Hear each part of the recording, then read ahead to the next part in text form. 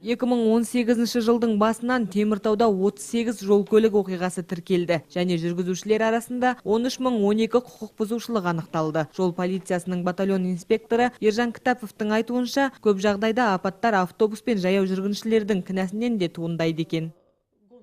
Количество пострадавших в ДТП в этом году снизилось на 33%. Биылғы жыл жол-көлік апатынан зардап шеккендер саны өткен жылдармен салыстырғанда 33%-ға азайған. Былтырғы жылы жарақат алғандар саны 60-қа жетсе, биыл 40 адам. Өкінішке қарай, ағымдағы жыл 66%-ға, қаза тапқандар саны көбейді. Былтыр 3 адам ғана апат болған жерде дүниеден өтсе, биыл 5 адамды құрады. Бұл әрине қуантарлық жағдай емес. Біз әлі де алдын алу жұмыстарын жүргізудеміз. Нәтижесі бар.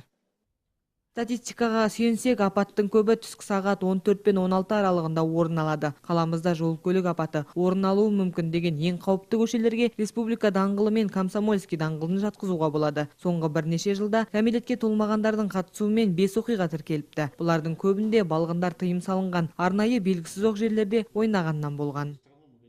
Если разбирать по видам и по причинам, апаттың көбі ақпараттарға сүйенсек, арнайы жол белгілері болмаған жерлерде және жылдамдықты белгіленген мөлшерден асыра пайдаланған уақытта көп орын алады.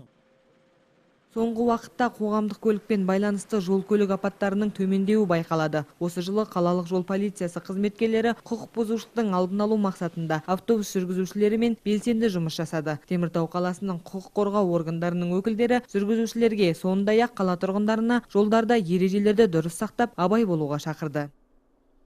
Обращаясь к участникам дорожного движения, хотелось бы напомнить о...